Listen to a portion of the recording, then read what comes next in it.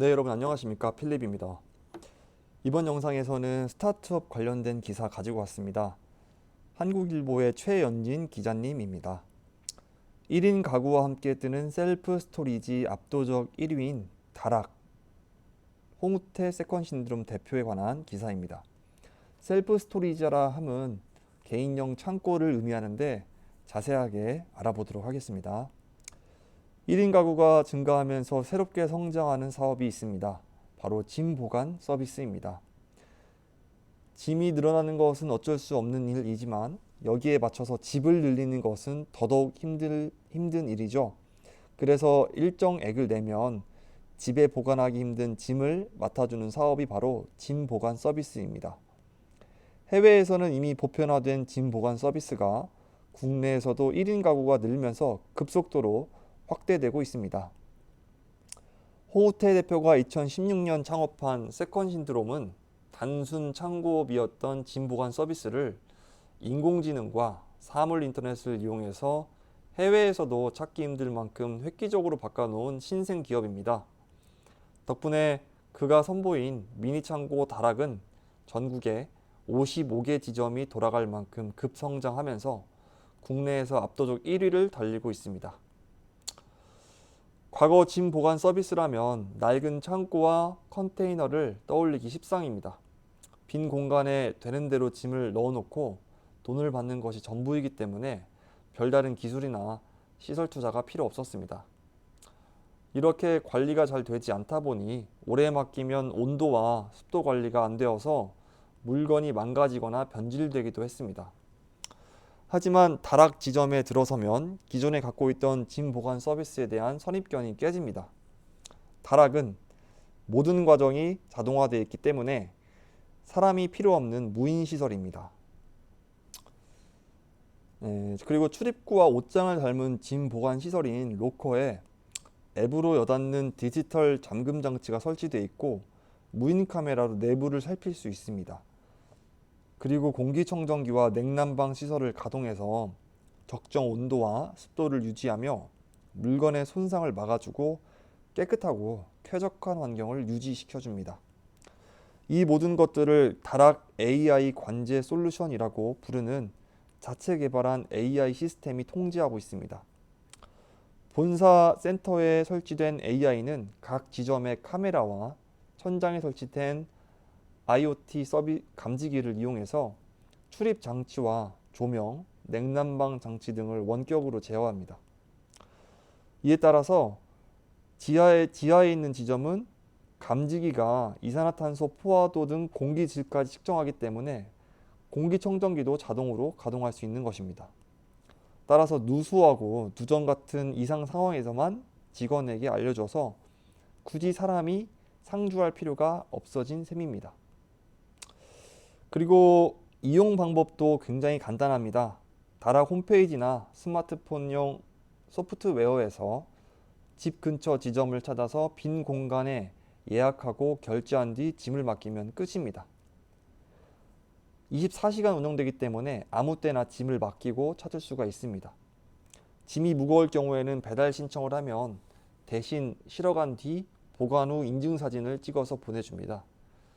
결제하면 보관 공간을 열 수 있는 QR코드가 뜨고 이용자마다 QR코드가 다르기 때문에 안전하게 짐을 맡길 수가 있는 것입니다. 보관 공간의 크기는 기본 공간은 2m, 높이의 폭과 깊이가 각각 1m입니다. 하지만 여기에 이어 붙일 수 있기 때문에 짐에 맞춰서 보관 공간을 늘릴 수 있습니다.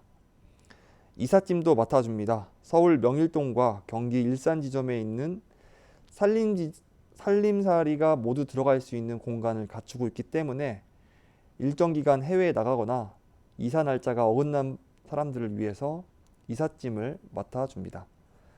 이삿짐의 온도, 습도가 자동 조절되기 때문에 실내 보관에 눈, 비를 그대로 맞는 컨테이너와 달리 망가질 염려가 없습니다. 비용은 보관 기간과 각 지점에 위치한 건물 임대료에 따라서 다릅니다. 보통 한 달 단위로 짐을 맡기고 4년씩 짐을 맡기는 장기 이용자도 있다고 합니다. 비용은 월 평균 8만 원 정도가 됩니다. 사진첩이나 책, 음반 등 추억이 깃든 물건부터 취미용품, 그리고 아이들의 장난감이나 옷, 신발, 반려동물 용품까지 맡기는 물건은 다양합니다.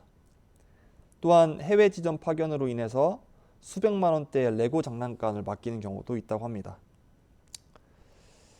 다락은 MZ세대의 취향에 부합하면서 지점이 급속도로 늘어나고 있습니다. 2016년 당시 서울 삼성동 무역센터점에 30평 규모의 1호점을 냈고, 당시 다락을 알리려고 가방 가득 전단지를 채워놓고 1층부터 54층까지 직접 전단지를 돌렸다고 합니다. 이후 입소문을 타는 사람들이 늘면서 2, 3호점 개설 간격이 1년에서 6개월로 점점 짧아졌습니다. 2019년 지점이 7개로 늘어나자 카카오 벤처스와 SBI 인베스트먼트 등에서 30억을 투자받았다고 합니다. 대규모로 확장하는 판단을 해서 투자를 유치했다고 합니다. 2020년 말 18개 지점을 개소하면서 이듬해 다올 인베스트먼트와 퀀텀 벤처스 등의 추가로 100억 원을 투자받았다고 합니다. 이후 전국에 55개로 확대해서 1위 업체로 올라섰습니다.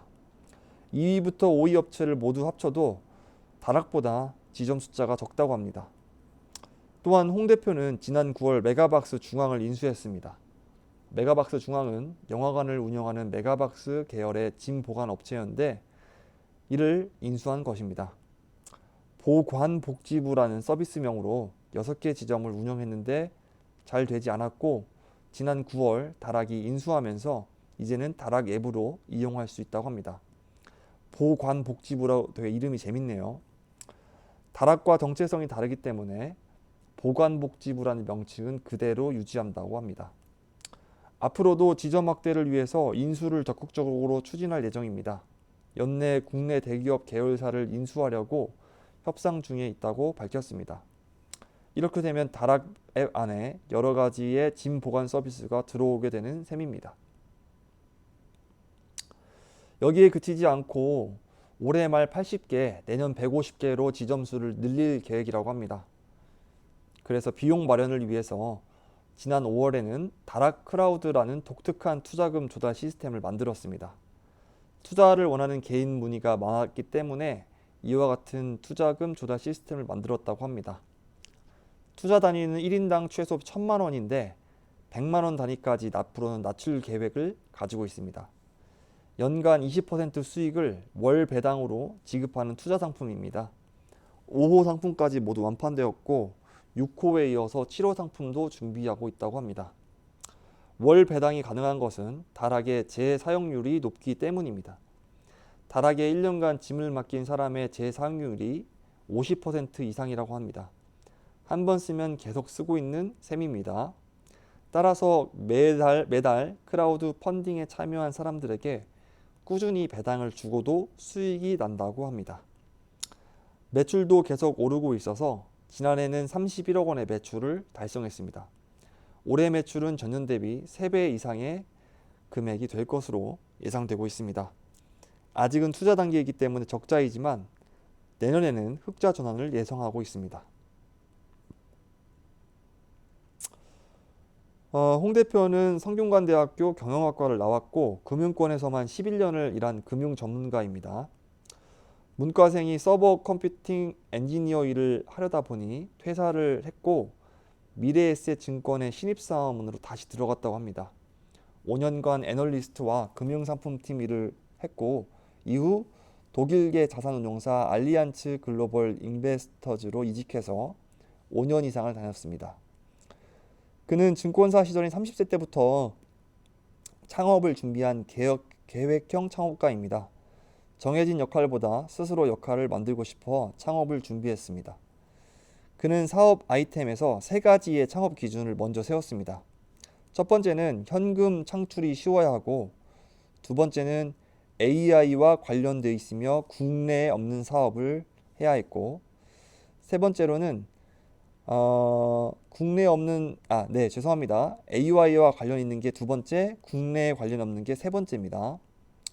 이와 같은 이유는 앞으로는 로봇이나 AI가 사람을 대체할 것이기 때문에 사람을 많이 쓰지 않는 사업을 하되 국내에 없는 사업을 새로 만들어서 사람들에게 새로운 가치를 주고 싶었다고 합니다.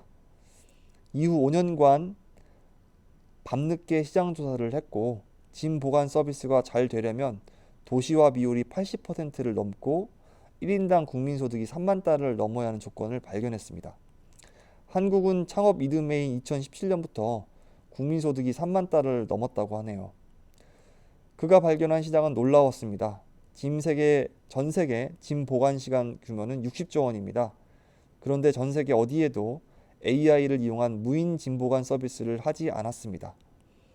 그는 MZ세대가 주를 이루는 1인 가구 증가와 함께 짐 보관 시장이 커질 것으로 확신합니다. 앞으로 1인 가구는 계속 늘어날 것이고 결혼 후 자녀 교육을 생각하면서 주거를 확정하는데 1인 가구는 그런 게 없기 때문에 주거가 불안정하고 이사를 많이 다닌다고 합니다. 그래서 이들을 겨냥해서 짐을 덜어주는 다락 사업을 고안한 것이죠. 이용자의 46%가 1인 가구라고 합니다. MZ세대 및 1인 가구와 함께 가는 사업입니다. 앞으로 그는 도심 물류로 사업을 확대할 계획이라고 합니다. 물류업체 대부분이 도시 외곽에 물류센터를 가지고 있어서 배송 시간이 오래 걸리는데 도심에 있는 다락 지점을 물류센터로 활용하면 배송 시간을 줄일 수 있기 때문입니다. 이미 일부 지점을 물류센터로 활용하는 방안을 여러 물류업체들과 시험 중에 있습니다. 이를 발전시켜서 부동산 투자회사들과 손잡고 건물 지을 때부터 아예 짐 보관 영역을 확보해서 사업을 벌이는 방안도 검토 중에 있다고 합니다. 그리고 해외 진출 계획도 밝혔습니다. 해외에도 자동화된 짐 보관 서비스가 없기 때문에 미국과 일본에 IT 짐 보관 솔루션을 판매하는 것을 시작으로 내년 이후에는 해외 시장에도 진출할 계획이라고 합니다. 네, 지금까지 짐 보관 업체 다락에 대한 기사 한 편 소개해 드렸습니다. 앞으로도 종종 흥미로운 스타트업을 발견한다면 여러분께 공유해 드리도록 하겠습니다. 한국일보 최현진 IT 전문 기자님의 기사로 이번 영상 만들어 봤습니다. 긴 영상 시청해 주셔서 정말 감사드리고 다음 영상에서 또 찾아뵙도록 하겠습니다. 지금까지 필립이었습니다. 감사합니다.